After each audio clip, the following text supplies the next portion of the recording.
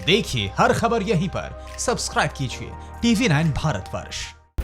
तो आज की सबसे बड़ी खबर यही है जिसकी अपडेट आपको दे दें कि जो हिंसक झड़प हुई है उसमें LAC पर चीनी सैनिकों की ओर से भारत के 2 जवान शहीद हो गए हैं। कर्नल रैंक के अधिकारी के भी शहीद होने की खबर मिल रही है। बीती रात ये हिंसक झड़प हुई है और एक क्लियरिटी इस बीच ये है कि गोलीबारी नहीं हुई, यानी गोली नहीं चली है बल्कि हाथापाई हुई है। तो बेहद बड़ी खबर, 40 साल बाद LAC पर जवान शहीद हुए हैं। और साथ ही एक और जानकारी मिल रही है सूत्रों के हवाले से कि 3 से 4 चीनी सैनिकों के भी मारे जाने की खबर है। सुबह 7:30 बजे से दोनों देशों के बीच बातचीत जारी है। रक्षा मंत्री ने भी तीनों सेना प्रमुख, विदेश मंत्री, CDS जनरल विपिन सिंह रावत के साथ बैठक खत्म कर ली है। इस बैठक में जो जानकारी मिली है उसकी रिपोर्ट अब प्रधानमंत्री नरेंद्र मोदी तक पहुंचेगी। सुबह 7:30 बजे से दोनों ही देशों के बीच बातचीत जारी है। तो लगातार डेवलपमेंट्स और अपडेट हम आपको दे रहे हैं। सुमित का रुख करते हैं, हमारे सहयोगी हमारे साथ जुड़े हुए हैं। सुमित, क्या वो प्रेस कॉन्फ्रेंस होगी जिसके माध्यम से हमें पता चल पाए कि आखिर हाथापाई क्यों हुई, नौबत यहां तक क्यों पहुंच गई कि 2 भारतीय जवान शहीद हो गए?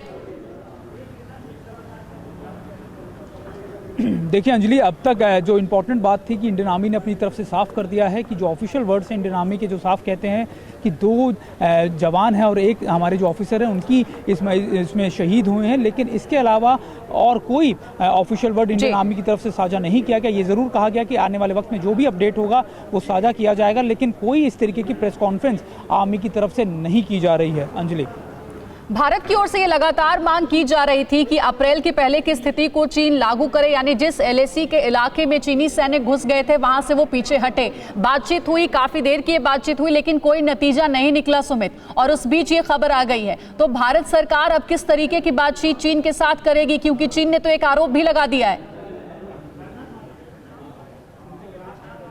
देखिए अंजलि, ये कहना गलत होगा कि कोई नतीजा नहीं निकला। हालांकि मैं आपको जो बता रहा था कि 3 पॉइंट्स पे स्टैंड ऑफ था। पैंगोंगसो के ऊपर स्थिति अभी भी यथायथित थी, यहाँ पे सिचुएशन अभी भी उसी तरीके से थी जो चीन ने बनाई हुई थी। लेकिन जब हम हॉट स्प्रिंग की बात करते हैं, गलवान वैली की बात करते हैं, हॉट स्प्रिंग में कहा जाता है कि कई जगहों पर डीएक्सलरेशन हुआ, काफ़ी हद तक चाइनीज़ ने अपने आप को पीछे किया, इंडियन आर्मी ने भी अपने आप को पीछे किया। लेकिन गलवान वैली में दोनों की तरफ से बहुत ज़्यादा गतिरोध बना हुआ था और यही वजह है कि कल जब इसकी मीटिंग हुई CO लेवल की, कल सुबह एक मीटिंग हुई, उसके बाद रात को ये आपस में दोनों की एक वायलेंस इंसिडेंस हुआ जिसमें दोनों तरफ को कैजुअलिटीज हुई और खासतौर पर ये कहा यह जा रहा है कि पैंगोंगसो लेक को लेकर चीनी जो है वो बहुत ज़्यादा PLA जो है बहुत ज़्यादा स्टिफ हैं, बहुत ज़्यादा वहाँ से हिलना नहीं चाह रहे।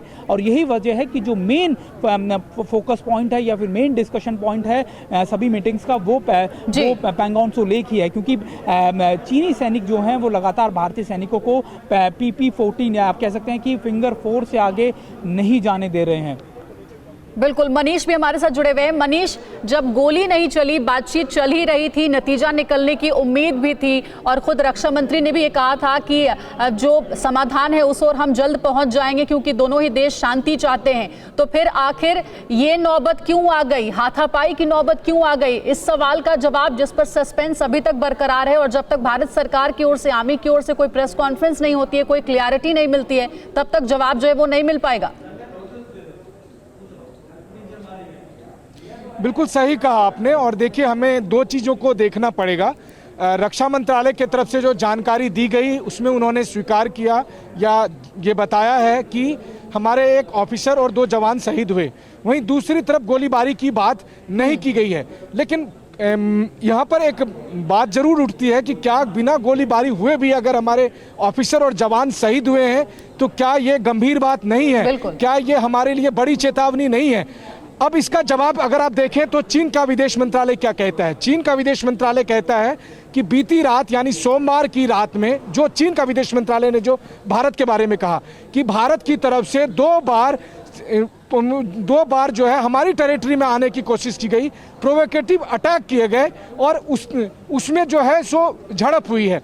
अब यहाँ पर देखिए, गलवान वैली वो इलाका है जो 1962 से ही भारत की टेरिटरी है और चीन के सेना हमारी टेरिटरी में आकर बैठी हुई है।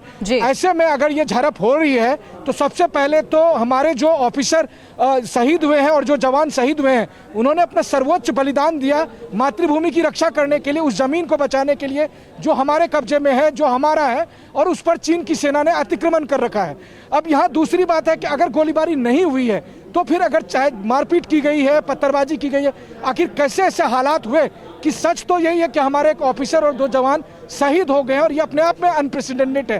क्योंकि 1975 में जब असम राइफल्स के 4 लोग उस समय शहीद हुए थे जिनको गोली मारी गई थी, और यहाँ पर बिना गोली चलाए भी अगर हमारे 3 लोग जिसमें एक ऑफिसर है वो शहीद हो रहे हैं, तो ये बहुत बड़ी बात है। और यहाँ से भारत और चीन के जो बातचीत का अप्रोच है उसमें बहुत फर्क दिखेगा। ये मुझे ऐसा लगता है कि अभी हमें थोड़े दिनों में दिखेगा भी।